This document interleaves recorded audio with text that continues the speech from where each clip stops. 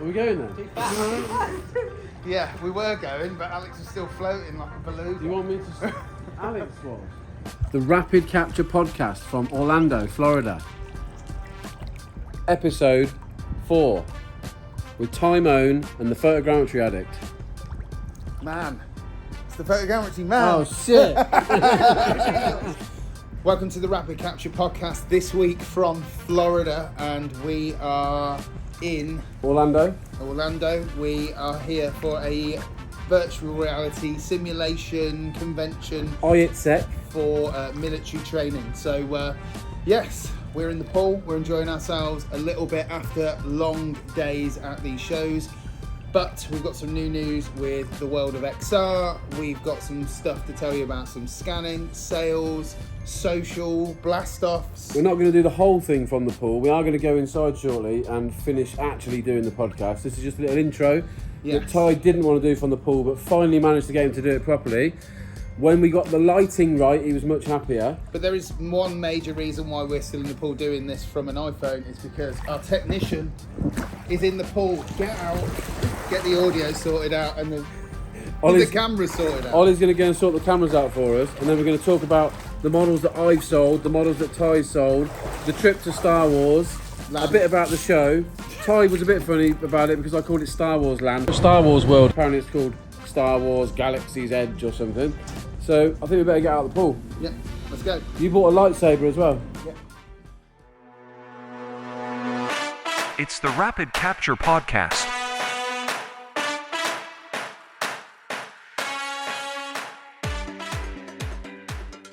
Okay, welcome to the Rapid Capture Podcast with me, Tyrone, aka Ty Kicks, and Alex Harvey, the Photogrammetry Man on YouTube. This week's episode 4, and we're going to be talking a little bit about obviously everything that's going on in the world of XR, and we're going to be talking about scanning, talking more about what we've sold and where we are in the world and what we've been up to and why we're in a different location to normal. So Definitely where we are, that's pretty important. well, I'll let you do the location introductions then. We've had to set up a nice little podcast chat here in Orlando, Florida, because we've just been to IITSEC. It was a military and training show where we were on a little stand that we have a partnership with a tech partner with Clarion Events. And that allows us to go all over the world with them and show our VR solutions to everyone, as well as meeting loads of cool people and seeing loads of cool tech, which is quite handy for content. Yeah. I guess we'll get on to what content made that amazing shortly. Yeah. So let's kick it all off with, obviously we flew out to Florida for this event, which was on Friday of this week just gone. And unfortunately, there are highs and there are lows. Right at the beginning of the trip, I got food poisoning, so didn't feel particularly well, and I'm still trying to get my stomach a little bit more battle hardened for the rest of this trip. Tyrone and Oliver were pretty much bedbound for a couple of days, while I went to a space launch.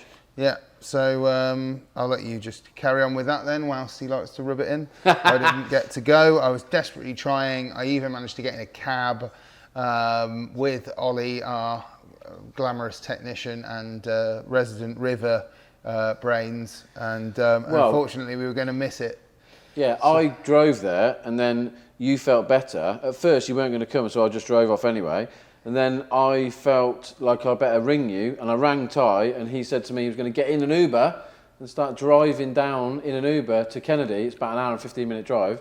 But then, when I got there, they said that they were going to shut the bus queue at 12:30, and Ty wasn't going to get there till 1 o'clock, so he had to, unfortunately, turn around and go back while I watched the SpaceX launch. But I bought you a beer as a commiseration. Thanks, nice.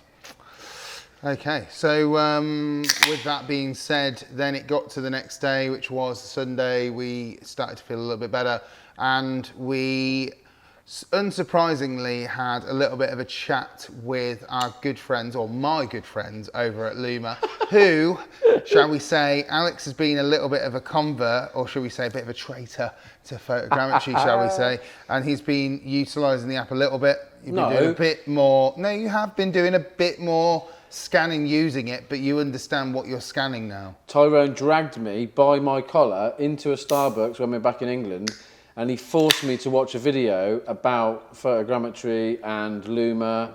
I think it was the guys from Corridor Crew. Interesting Really good video. one. Yeah. And after that video, I understood a little bit more that Luma is really, really good for making two-dimensional renders after you've done a scan with your phone to make a 2D wow render that sort of gives you angles that you couldn't get in the real world, like from a camera. I get it, it's good. So I thought we'd use that I called it Star Wars World in the video. Sorry, everyone. It's obviously... Well, it's Disney World, and they've got their zones, and this one is Hollywood Studios, and it was Galaxy's Edge area, which is the Star Wars area of that particular part of the park. So we spoke to Luma and we thought we'd make a couple of videos for them. So we made a couple of promo videos. You can see them on my YouTube channel and probably on Luma's channel as well. But that's just me and Ty making some videos, filming us going around scanning the Millennium Falcon and also a speeder. So I think Ty's got a little bit of the speeder footage here. Yeah, and for people that are listening to the podcast, supposed to be able to see it, as you walk around, there are obviously certain Star Wars related things.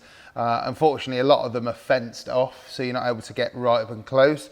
That's what's quite cool with Luma, is that you can just do a few passes around with video, and then you've got your own personal kind of scan to be able to move like a virtual camera through it. You can now go onto Luma's website now, and you can keyframe your own cinematic video from anything you capture. So we kind of went in and did a cinematic redo, which is what's on our socials, not this particular one. This was the thing that was just spat out naturally from Luma. And I like my new little slogan, which is, if you can't touch it, nerf it. Yeah, wow, it's fairly true. Like, if you can't get near it, then you can have multiple different videos that you can create utilising the Nerf. So yeah, like something like with this one, this was a nighttime shot of the Millennium Falcon, which is pretty amazing.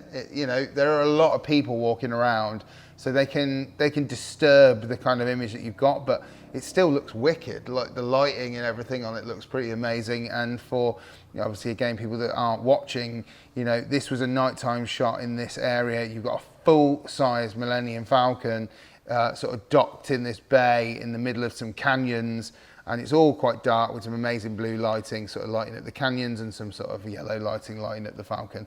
So it's pretty mega to do some scans with Luma, and I think they're very appreciative. Yeah, and there's also two ways to do these scans. The first one you showed, we did by capturing video on the iPhone, then uploading it from the app to make the model, or to make the render. And then the second one was done in the app, taking photos. But before this, the day before, at the SpaceX launch that Ty didn't get to go to, we're a bit inward, ain't you? I used the Luma app again, and there were some glass barriers, if you like, out underneath Saturn V. The big rocket that you've never seen. Yep. Underneath Saturn V, there was a glass moon landing, mooncraft thingy. I'm really good with my words about this. And I couldn't get to it, so I thought I'd scan through the glass. So you can also see that on some of my TikTok stuff, where I managed to scan through the glass to make a model after the fact that maybe allowed me to fly through the glass and make a 2D render. Again, if you can't touch it, nerf it. Cool.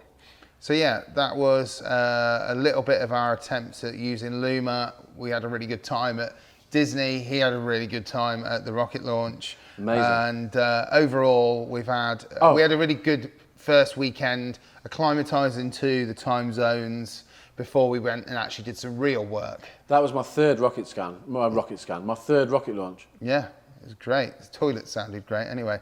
Not the best, I've heard. That was Sunday. Yeah, so that was Sunday, and then actually let's kind of just sort of go back to talking about scans and things like that. Have you had any of your scans in any way, shape or form sell? Am I going first? Yeah. So obviously we use Polycam to do photogrammetry scans, whereas I've been using Luma to do these Nerf scans. But my Polycam scans sell quite often, and everyone sort of kicks off online about how are you selling burgers and 3D pigeons and stuff like that. Well, this week I sold another one, and I think You might have sold something, so you're going to tell us in a minute. But Yeah. I sold.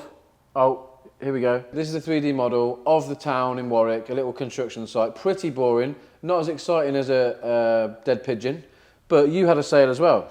Yeah, I had a sale. I sold these tiger-style fries that are from a amazing burger joint called Hambo, based in Worcester. They've got one in Birmingham as well. We get on really well with them. They are going to hopefully utilise some of our amazing scanning techniques to add some AR magic to their menus. This one sold for $25, which is amazing considering that it doesn't cost $25. $25? Yeah. That's like more than any of mine have sold for, I think. Which is amazing, and I'm very pleased of that You achievement. loved telling me that, didn't you? Yeah. So yeah, with that, that is the 2 sales for us for the most recent week anyway. Let's have a quick chat. Let's not go too much considering the smugness of it all. Here we go. Onto socials, and we'll have a quick look at socials, which I don't really do bags of socials anyway, so it's all really more on Alex for socials. And This is the bit I'm looking forward to. during this week, during the show that we were at, there were plenty of things to see, lots of virtual reality that we are going to talk about after the XR news, and talk about the situation with virtual reality and things that are forgotten about in virtual reality. But yeah, a lot of this show is VR and simulation. Look how amazing that page looks. That's my TikTok page. It's looking absolutely amazing. But if we scroll right down to the video in the middle, I did an 8-second video and it had 7... Oh, he's going to play it. Let's just play it. Not very long. Literally, it's literally 7 seconds long, and it says, "I wonder if this game would get boring." And it's a guy with a VR headset on. He's got a Vario on with a pass-through camera, and he's got a big machine gun, and he's hanging out of a helicopter. And it did. Well, it's currently at 7.4 million views with 5,000 comments. So, one warning for people that want to go and have a look at this video: I suggest you don't read the comments, because it just, some of them are absolutely horrific. Shows you the type of people in the world. It's crazy, some of the comments, but we brush over them. We go into the 7 million views. We walk in through the show the next day after it did like 4 million views overnight, and it was rather funny. As I'm walking along with Tyrone, I hear people say, "Oh, it's the TikTok guy." That was quite funny. It was pretty funny. And then obviously, because of the success of this particular TikTok, Alex went around the entire show finding anything from people doing bird-related simulators, which was weird. I think that was really strange. I really don't understand the requirement to need to pretend to be a bird in any way, shape or form, especially not for military. Anyway, and also parachute simulation training, which is rather interesting. That was a funny Hanging one. from some sort of rig and then being released down and having to clearly parachute down to the ground.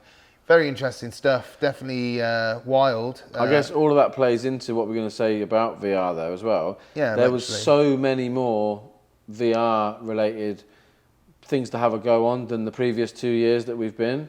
Yeah. But you want to talk about that in a bit? Yeah, that'll be after the XR news, but we can talk a couple of little bit about the show. We had an opportunity to go and have a go on a couple of different things, namely one that you're more familiar with than I am, which was we went to see Magic Leap, which are a company that create AR glasses. Okay. And they have a new product, which is the Magic Leap 2. Apparently the Magic Leap 2 has a wider field of view. Massive. You can see way more inside these glasses. And it also has this thing that's apparently like local dimming behind these particular AR projected models or whatever it may be. Unfortunately, we never got to have a chance to see whether that was actually true, which makes things that maybe are a little bit translucent or like have dip opacity a bit more solid. But what was your opinion? My view is, well, first of all, I went to see Magic Leap in 2019 in Miami, and I was not impressed when I first saw it because the field of view was so small, and they played Angry Birds, and everything looked like 50% opacity, which was disappointing. So that was 2019. So I was excited to have a look at it this time and see if it was any better. I was not impressed. I'm allowed to be open, aren't I? I was not impressed. Again, very much not impressed. They gave me a gun. They'd strapped a controller to this big gun. The gun had a bit of recoil. There was about 50 different people on the stand, all like milling around. Looked like they had still lots of money to spend. And they were trying to get into, it looked like, the military simulation type of things by showing a gun demo with some augmented reality bad guys in this little walk around. Okay. Oh, just missed it. On But Ty's day 2 video, we saw some of me with the gun walking around. But again, the models were 50% opacity-ish. The field of view was a little bit better. You could look up and down a bit more and left and right. It was nicer. But like you were saying, I can't really see. It's like they're trying to shoehorn something in. Yeah, there it is. The big gun, walking around, shooting the bad guys. You still had a massive puck in your pocket. Yeah. And What's that was, about? And that was the thing. Like we were having a conversation today with people, weren't we? And they were saying, what would be better, Magic Leap or say Quest Pro? And obviously the balance of it all is that obviously Quest Pro is first and foremost a VR headset. So it's not the same product. That is a product that is very much like glasses and has lenses and has cameras either side of the lenses, whereas a VR product is a panel, a screen, and then it utilizes cameras to give you a pass-through to the real world. And it's probably the closest thing that we've seen to a really good pass-through that's to scale, if you would believe that. And the field of view feels nice on it. You've got field of view, you've got your peripherals when you take the blinkers off, and everything as you move your arms from your real peripherals into frame, it feels quite good. Now, don't get me wrong, the pass-through could definitely be improved on that product, and I think that it will do over time. It's new, and obviously there's a lot more work to be done to make it a very complete product. But you know, that's kind of our view on Magic Leap, and that was just a little discussion we had with other people from other booths at this show. Anyway, we need to move on. We need to go to the world of XR news. Let's bring up some of the news. Is this where you've got some special news stories for us to look at? Yeah, let's have a look. 1 second. I've got the news. I can tell you what it is, but a lot of it I kind of pick up from Upload, which is great. They're a really good resource. We have firstly on there the news of websites can now add a link to launch a WebXR experience on Quest.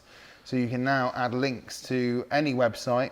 And I'm a big fan of WebXR. I know you are, and I think that was one of the main reasons why I thought this was quite a good piece of news, that it will give you the ability to now have a link on your website and it will open in Quest, which is quite cool. Well, I think WebXR is going to be good.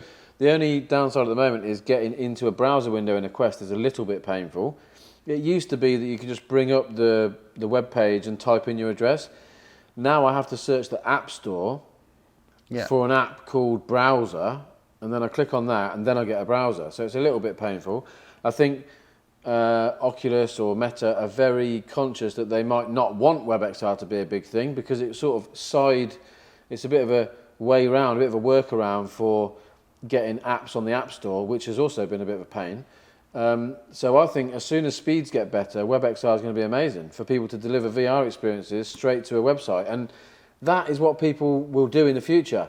Forget about the word metaverse, in my opinion. Everyone's going to want their own metaverse. Every single brand or company, I think, will have a www.bestbuy.com, and you'll just go to that in a headset, and when it knows you're in a headset, it will let you walk into the shop. Yeah. Walk around and pick things up and choose products and play with them. But everyone's trying to make these metaverses and then trying to get brands to come to them. I think they're going to have to scrap all that when everyone makes their own. Yeah, cool. So I think it's a good thing. Mega. Right, moving on is a really interesting one that I don't know if you know or not, but Sony are creating, or Sony-owned company Mocopy or Mocopy are creating a compatible full body tracking kit for VR chat specifically, but I can imagine that many other companies will utilize this, because at the moment it's only going to release in Japan, but it will give you full body tracking on a Quest for $350. Does this mean mocap will soon be dead? Yeah, that was the main reason of this story that I thought was quite good, was that the potential for cheap mocap is coming. Yeah, because you will could be do very interesting. You could do a photogrammetry scan of a character like Yeah. you or me in a big rig, so it looks really good, and then you could just do the mocap walking around with these trackers on, Yeah. and then your photorealistic avatar would then walk around and look like you. Yeah. So that would remove the need for everyone to have these big mocap studios, like the ones we went to visit recently in Coventry, of spending loads of money doing volumetric capture. Yeah. God, don't get me started on Volcap. But you look at it from this standpoint, you've got 6 trackers, 2 for your wrists, 2 for your ankles, 1 for your hip, 1 for your head, and you're pretty much fully tracked. It will give you the ability to, they've all got accelerometers and gyroscope built in, and obviously it's going to give you the ability to have, full body avatars in the social chat apps and stuff that are in people will say metaverse, but they're apps, aren't they, at the moment? Give you that ability to do that, and who knows, if it's popular enough in Japan, I don't see why people aren't going to try and buy them and import them, and maybe they might release them, but this is what they look like in a little packet, little pucks. That's cool. And then if you couple that with the Quest Pro's face tracking, Yeah. you've got a really good avatar. You could see the people's mouth movement and their body movements. Yeah, You could see how that would really take off. But God, it makes me feel sorry for the mocap suit people, the people that are making these big all-in-one suits and selling them for 10 grand a pop, Yeah. and having these big studios. Because there's also the fact that you can now video someone, two-dimensional video, and take that footage out and lay that over a photorealistic character, and then make the people look like they're moving around. definitely. I think Volcap is going to die, because that just a volumetric capture of a 1 minute piece might be somebody just walking around doing one thing, and they can't go away from that motion that they did. They have to record a new motion for running and a different one for walking. I think this is going to be the future. Dynamic capture, dynamic mocap. Don't And start a mocap studio. last one on the list, and our good friends at DPVR have released a brand new 6 Degrees of Freedom standalone headset called the E4, priced at $550. Hang on, is this the one that you had a go? No, not the one. No. The previous headset that DPVR sent to us, you tried to play 360 video on it, worked. Then you tried to put 3D 180 video on, and it didn't work. Didn't work, no. That doesn't seem great. Well, not for our use case. Now, it doesn't mean that they couldn't fix it, and I have relayed that over, but I'm really concerned about this particular headset being released now when you have something like a Pico 4. You've got Quest Pro, obviously a different price point, but understanding that headsets are moving away from Fresnel lenses and moving more into pancake, and these are Fresnel lenses again. Gone back in time. Yeah, and I understand Quest Pro is still selling, Quest 2 is still selling, sorry, but not at $550. And I think that's the problem. You're going to sell a headset that has very few games titles and a very minimal library, and is very unheard of commercially for $550. That's more than a Pico or a Quest. I don't really see it really challenging in any way.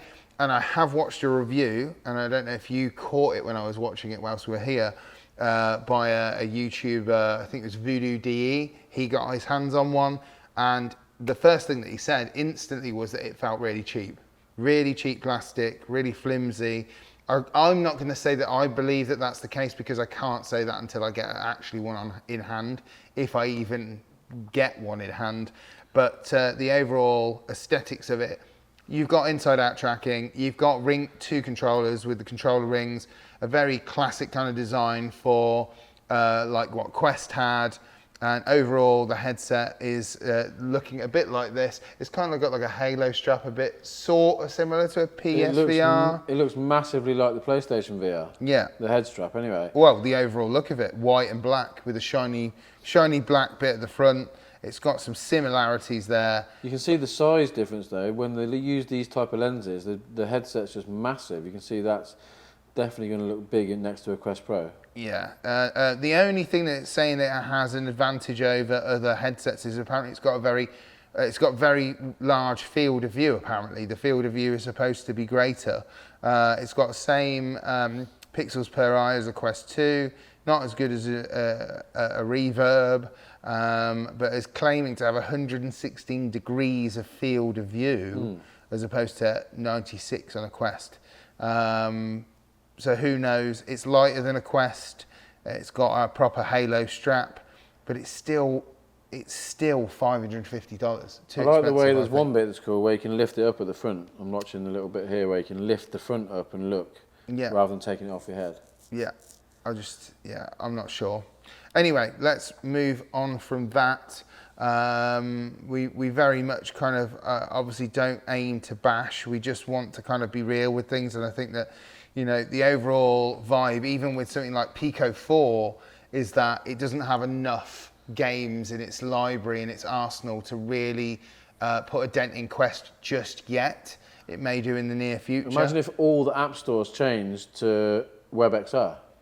Yeah, well, imagine then it wouldn't matter about what headset it is. Well, yeah, or we had a situation where, you know, companies say like Meta have bought up games companies that are making VR games, and they are happily able to license them to other headset manufacturers to push VR forward as opposed to hold it back in that sense. I think that would be much, much better for everyone. A bit like how Sony and Microsoft negotiate terms with different games, and, you know, they may have exclusivity a little bit early on, but then they both get to do it, and there may be some cross-platform as well, which would be quite good. I think that is the key to having really, really good games titles, is being able to give everybody who owns a VR headset an opportunity to play against each other if that's a multiplayer game, not isolate them to the only, if you're in one brand's camp kind of thing. It looks like even on the DPVR website, there's a lot of them that have like Beat Saber, Half-Life Alyx, Arizona Sunshine. Yeah. There's a lot of stuff that you can get. I just wonder if you have to download it on their store, or how does it work? If you've bought it on Quest, have you got to buy it again on their store? Yeah. That's rubbish. Yeah. It doesn't mean, like, I'm not saying that they haven't got a good games library, it just might not be a vast games library. Or could you just plug it into Steam and use it on that, and that's why it works like? Potentially, yeah. You may be able to just make it PC VR and you're good to go. But it's not very well heard of across the world, DPVR, and so I don't know how it's going to promote itself. I think that's the point of it. That was XR News, and we will be back next week to do a bit more of the same old, having a look at what's new in the world of XR, VR, AR. But we're now going to move on to something that was really important. Trainers. Oh yeah. That's really important to me, obviously. So let's go to trainers. You've got to switch it up with really trainers. briefly, let's go over the fact that Alex Harvey isn't into trainers, and I am.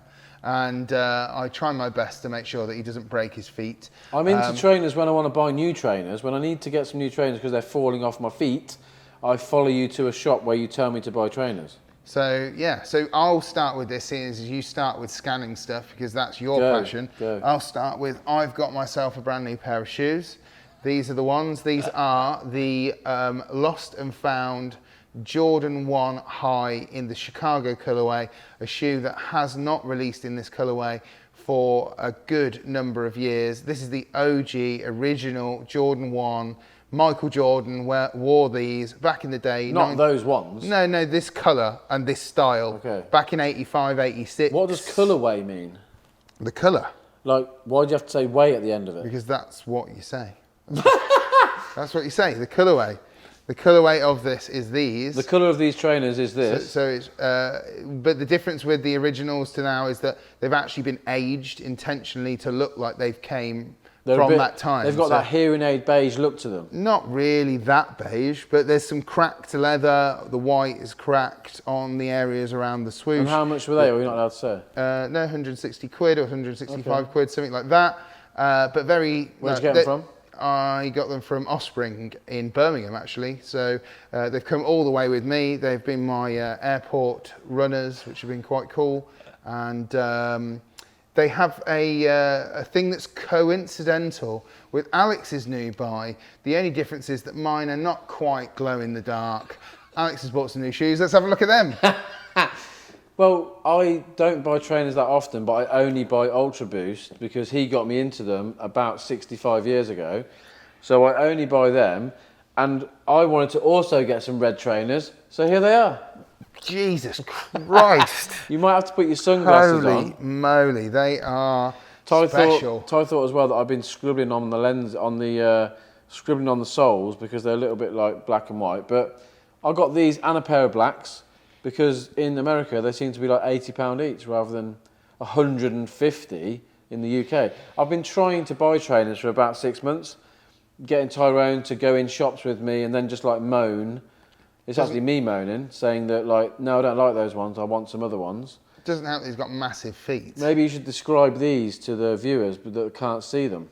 Okay, yeah. So these are Ultra Boost. What colourway are they? The colourway is a luminous red. No, they're not neon red. They're just red. Violently red. Blood bright red, like fresh blood red. These were good at the show today. And then the soles on them, if you don't know much about Ultra Boost, the upper is like a Flyknit material. It's not Flyknit, a Primeknit material. It's quite stretchy. It's quite aerated. It's got a lot of like gaps in it, and it's got Boost material as the sole, and that stuff is super comfy and cushiony and soft. Hence why Alex can flatten them like a pancake over the next 6 to 12 months. And they were like a running shoe, but actually they crossed over into being more of a casual wear shoe. I don't run in them that much. No. I've got something else I want to talk about. Quickly, because we need to move on to the next section. We had a burger delivered, and it's this one. Mr. Beast. Mr. Beast burger delivered in Florida. It was absolutely crap. Sorry, Mr. Beast. Sorry. We love you for a lot of other stuff. Love the videos. Not for the burger. The cold burgers that come in the delivery are absolutely honking. I think you can't blame the cold burger being from them though. That's going to be the delivery driver being slow. But I know, but I've just got a problem with delivery. I didn't rate the burger. I actually genuinely didn't rate the burger. It was just not a great burger. So if they are normally great wherever you are based, Mr. Beast, you need to have a word with the ones in Orlando because it's not that good. Sorry. So moving on to the final topic of the podcast, and that is the main subject of what is VR at the moment, what are the stages of VR. And the one thing that we noticed when we were at this particular show was that everyone has jumped into more room scale, more interactive. Sixed off. Yeah, the real word is sixed off, but I don't want to use it because it just sounds horrible. Because it's like 6 degrees of freedom.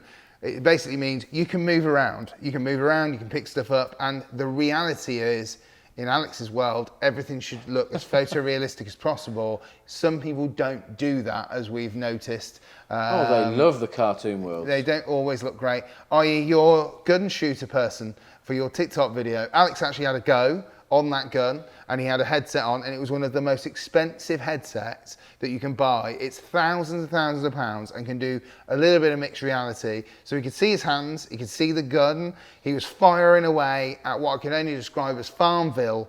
It was terrible graphics for whatever it was. No offense to the people that make it, because they've done obviously a really good job and they're really nice guys. But it's just a prime example of, you know, you could make it better. It depends whether it needs to be better. That's the main point. Depends if it needs to be better.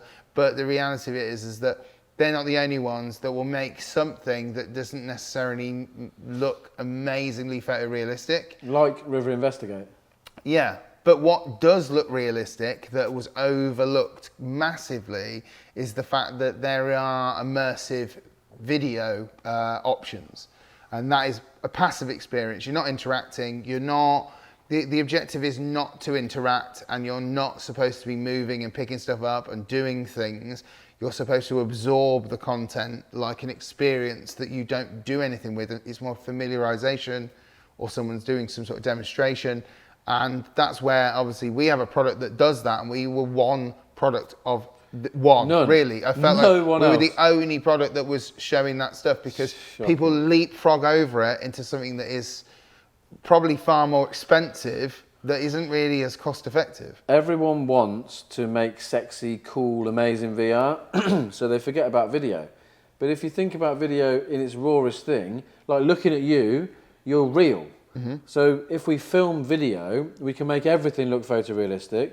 There's different variable levels of that. You know, you've got 360 video with a £500 camera, or you've got 3D 180 video with a £6,000 camera. People don't even know the difference between that yet. They jump straight into making a gun simulator, shooting cartoon characters out of an airplane. You could go and film 3D 180 video in the helicopter or have a 360 video in the helicopter like we do. But it's frustrating that when Oculus killed the Oculus Go, everyone just thought video was dead. But it's not, because we've been selling Riverlink all over the world, and we give people the ability to take a video camera, 360 camera, shoot their own content, load it onto the Link kit the same day, and let 15 people consume it in a training environment while the instructor pauses the video, highlights something, and then goes out and does it for real. It's a stopgap between the classroom and the real world, and people completely forget. There was no one else at that show. We were the only ones there showing a system for doing simultaneous video playback. Yeah, there was one other company there that was talking about their software and the fact that they utilize 360 video and that they do overlays and stuff like that. And great. We wouldn't turn around and say that we're in competition with them. It's a step too far again. But they were doing something, but they weren't showing the output method, the way to be able to distribute that content en masse to people. And I think that actually, when we talk to people, it's really interesting, the conversations that we have. Like, I will be in and around Alex when he's talking to people, and I'm watching their interactions, and it's really interesting that when Alex mentions anything about immersive video, I almost feel like the person is completely like, they've looked at Alex in a way that's almost like, ugh. What are you on about? Like, really snobbish. It's really snobbish towards anything related to immersive video, because it's not interactive and it's not sexy and it's not made in Unreal or Unity, that all of a sudden it must be shit. We have to say, though, that crap. It's a stage 1, stage 2 thing. Yeah, and I think the overall thing, and I don't swear on this podcast, but it really frustrates me that people can't just open their eyes to the fact there are stages. That's the point. Like, some people can't afford that level of VR. Like, some industries, like education, if we talk about maybe certain universities or even schools, can't afford it, but they would like to have access to it. We can make it for them if they want it. That's the thing. But it's more a case of, there are big, massive companies that have bags of money that could buy it. There are big governments that have lots of money. They can buy it, and they're military or their I don't know, Department of Defense. Those companies can buy into the really sexy stuff, but actually the video stuff is for everyone. They could buy that as well. They can utilize it in a different way, and I think that's why we're having this discussion. We say it's a stage 1, stage 2 because they could have a passive video experience where you can have 15 people bums on seats. You can go and film your helicopter landing in the field out the back and show people how they do that and show them in the headset. Then you can make a helicopter simulator afterwards. But you need to get buy-in in your organisation first. You need to understand that a lot of people don't want to jump straight into a 6DoF photorealistic VR world and pay 300 grand for it and then not have a good experience. Yeah. That will put the whole business off the VR thing. So I think it's really important that people look at video before they look at 6DoF and immersive environments.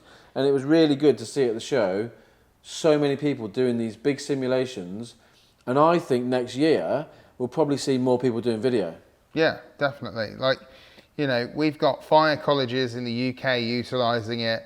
They're creating their own content, they're sharing content, and we're bringing something to Riverlink as a product, which, if you don't know what that is, Riverlink, and we've spoken about it in previous podcasts, but it's a multi-user virtual reality system all housed in one flight case. All the headsets are charged within the flight case. You get a laptop, and you get the ability, with just literally mains power, to be able to deliver as instructor-led training, a class and related to contextually what you want. It depends who you work for and what you do as your job, but you can record content once and deliver it out. Even if you're the lecturer, you could go and record your class once, and you could literally just sit at the front and press play and not have to talk. You could just do it that way if you really don't want to. If you've got loads of things, maybe there are certain items that you need to show that are massive, and you could only go there once,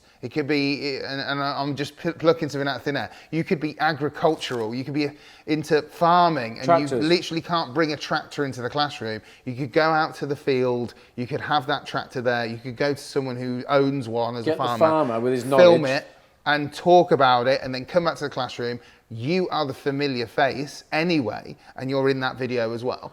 And that's what's great, because that's being delivered to 15, 30, 2. It really depends how many you need to deliver it to, but it's really, really good for uniform learning for your students or who you're educating. I think it's massively overlooked, and people are going to start going back to it. Like you said a minute ago, it's been stepped over. People just go straight for the 6DOF stuff when they need to just rewind a little bit. Like, we can make 6DOF experiences photorealistic. We've done it for Axon, UK, US government. We can do it, but you might not want to pay 300 grand to make a little scene that's only going to do one thing. Like, we're speaking to big car manufacturers at the moment about, we actually wind them backwards. They come to us asking if they can make this interactive experience where they can do this in VR, and we say no, just buy a link kit for 20 grand. Yeah. You can buy this kit, shoot your own content, or if you want us to come and make a video, we'd obviously like flying around the world and doing that. That's great, but that'll be your stage one. As soon as you've got 20 videos on your box, you can then buy 4 boxes, send them out to everyone, have consistent training, and then it's also 4 times more effective to do that than it is to have it on PowerPoint.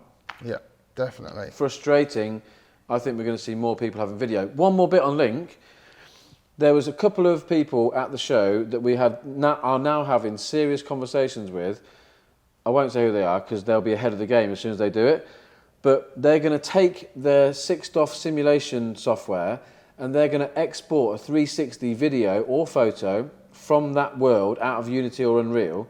And they're going to load that into Link, and they're going to be able to show inside their software what it's like in a tank, what it's like in an aeroplane, what it's like from the ground, all these different bits, or what it's like firefighting. They'll be able to do that and then put it into Link Kit and show 15 people at the same time. So next year, I'm expecting there'll be at least 2 or 3 people that have a Link Kit to show off their software without having to have a big simulator there. You could be inside their game engine. Yeah.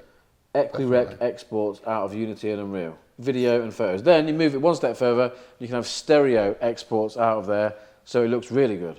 Yeah, and I think that that's sort of like a really good way to sort of wind up this kind of particular conversation, because, we don't need to elaborate on it anymore. It's very easy. You've got stage 1, stage 2 way of jumping into immersive experiences. So you're going from a non-interactive, more passive. You don't have the levels of worry about maybe being too sick. If your content is maybe a bit crazy and stuff, then yes, you have to be mindful of people are stationary and they're sitting down and they're not going to have that synchronization with the movement. But if you're clever about how you shoot that content, then that's never really an option for worrying too much. But you can get sim-sick type stuff from these more interactive experiences if they don't sync up right, or they don't feel connected to your movements. Once it disconnects from your movements, that's when it's troublesome. So, we really have to be careful with the kind of stuff that we recommend as well as a company.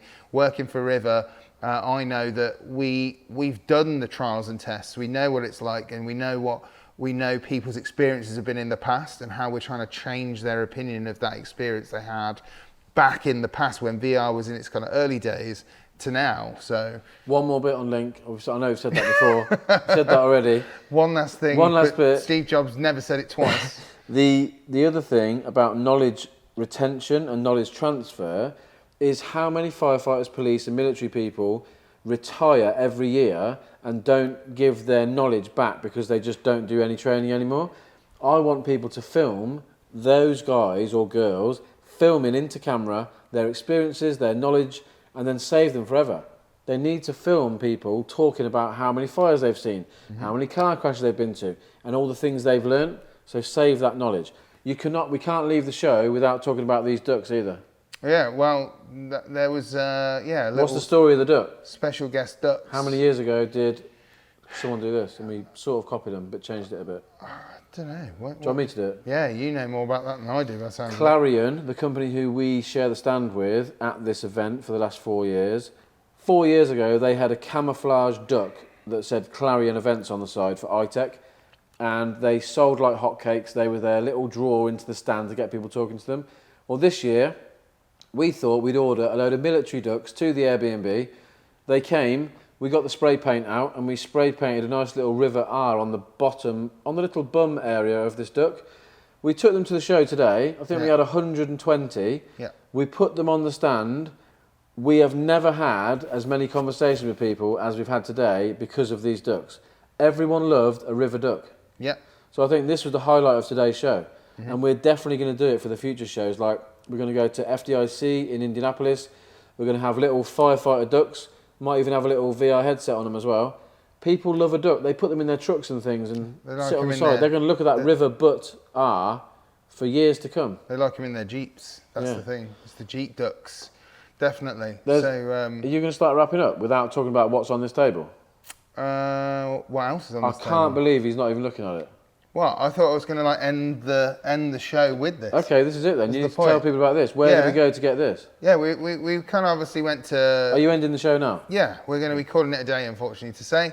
You know, it's getting late here in Florida, to be fair. You've So, got to tell the story about that then. so yeah, let's wind it up by saying that two things happened. Firstly, we obviously went to Disney World. We went to Star Wars Land. Star Wars Land, Galaxy's Edge. And while we were there, we found that there was a place where you could go and pick as realistic a lightsaber as you possibly can get. And so I thought it would be amazing to pick one up for my little boy, and I decided that I would pick the Anakin Skywalker remastered version, and here it is. This is the lightsaber of choice. Now, the funniest thing about this is not the fact that I'm a grown-ass man holding a lightsaber that obviously won't do much damage. The funniest thing about this is that Alex decided to walk around the show with an Oculus Quest on his head with pass-through whilst wielding this around the show. Yeah, but that was also your idea, but that was another really good draw to get people to chat to us. Yeah. We were trying to leave the show by walking out with it on and this in my hand, and we couldn't get out the show because everyone wanted to hold the lightsaber. I wouldn't let them hold the lightsaber until I spoke to them about what River does. There you go. They had a flyer and a hold of a lightsaber. So now River have bought my son a lightsaber. Brilliant. Let's have a Awesome. little go. There you are. You can end the show by taking the camera out. Whiz. This actually looks a lot better with the lights off. It's absolutely amazing. Alex waves lightsaber near Ty's neck. And with that, I think it's time to It call even it makes a a day. little noise, look. That is amazing. We had a little argument a minute ago about whether it's got a gyro in it or not. Really good. Anyway, I think that'll do then. I think Yeah. I'll keep this. I might end this video with Alex's wander around the show with the lightsaber and the Quest Pro on. Do that, that'd be funny.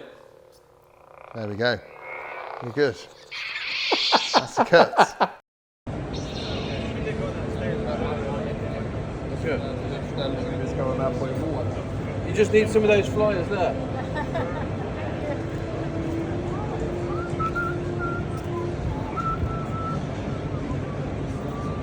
We're going this way. Yeah.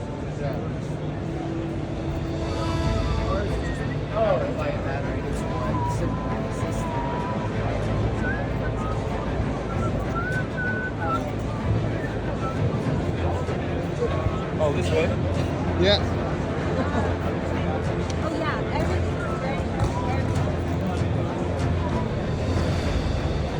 very King Crow, that's where you wanted to go. Yeah. We're not stopping here. We just keep walking. Keep walking. Told you he would do something silly. Okay, now I'm back. I'm back.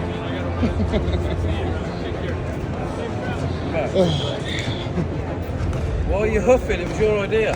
What do you mean? I thought you were No, huffing. no, I'm trying to make sure I don't fall over. The pass-through's good. Pass-through works well. I can follow your dot.